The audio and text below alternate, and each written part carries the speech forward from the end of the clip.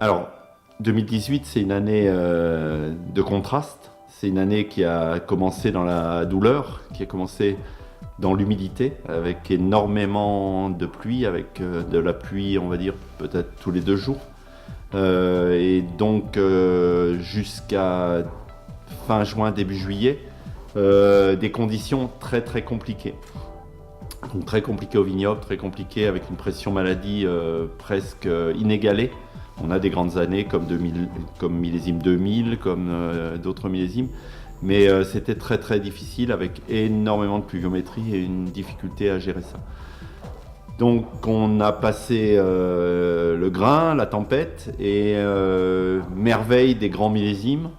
Début juillet, on passe au beau et là c'est du beau tout le temps, tout le temps, tout le temps, jusqu'à fin octobre ou mi-octobre après les vendanges. Donc 2018, c'est un millésime 2 phases, une phase compliquée où la vigne et on fait tout pour la protéger, et une phase merveilleuse où on observe le résultat du temps fantastique et où on a un résultat dont on attend beaucoup, beaucoup.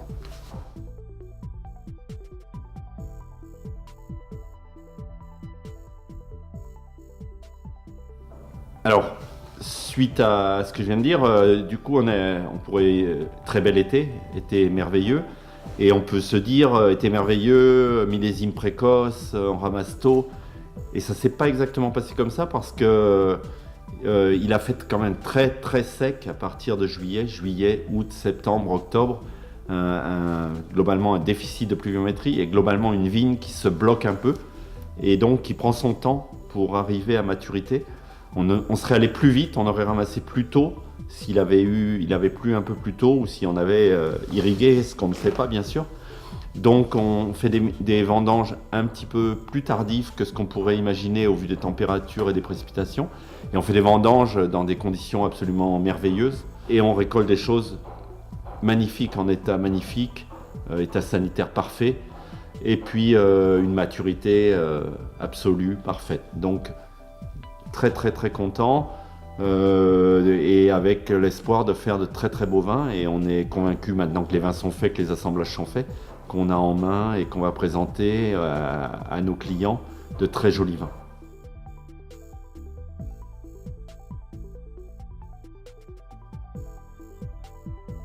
Donc 2018 est une année d'une richesse accomplie.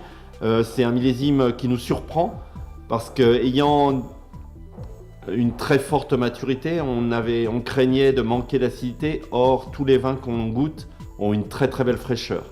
Donc c'est des vins très élevés, ils sont un peu comme l'été 2016, très riches, peut-être malheureusement, mais c'est comme ça en alcool, mais une belle acidité fraîche et une très grosse puissance tannique, donc un très bel équilibre. Aujourd'hui, on dit un mix de 2009 et 2016.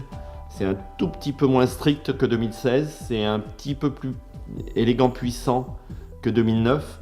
Donc on est sur des bases d'un très grand millésime et je suis certain que les gens vont trouver des vins merveilleux à Bechevel, à Saint-Julien et dans tout Bordeaux.